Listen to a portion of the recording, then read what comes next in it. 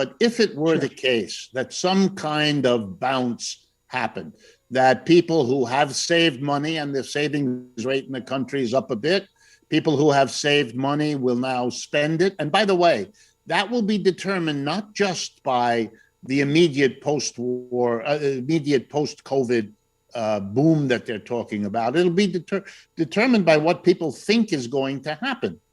For example, if you think that the COVID is over, you may be more willing to spend your savings than if you're worried that new strains or this or that will make this a lingering problem. And let's remember, Biden told us we're going to have our problem solved by Christmas.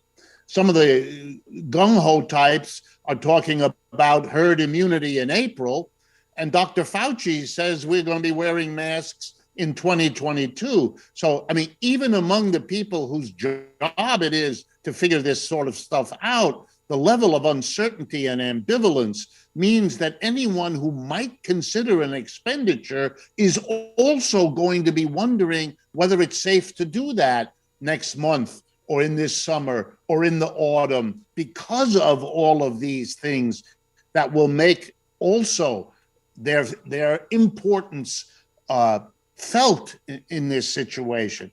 But I want to stress, too, that the American people are deeply anxious about their conditions.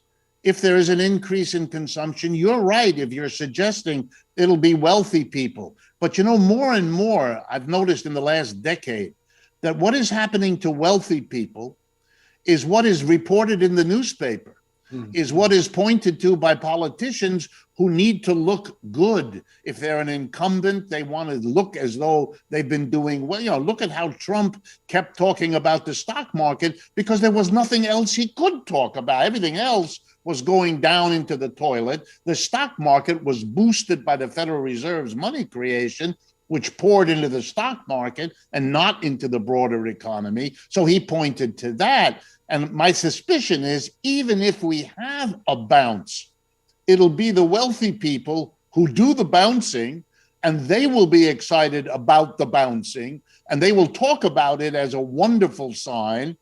And only if that persuades the mass of people to overlook the level of debt they're carrying, the level of insecurity of their jobs, even if they have one. I mean, let's remember, we're a society that is having trouble raising the minimum wage above $7.25 an hour, which is among the very lowest of the entire world. I mean, we are a society that is not prepared to give the people the mass support without which a boom isn't going to happen. So for me, I am deeply skeptical. But people are wrong. I could be wrong too. And making a solid prediction, I don't believe in it.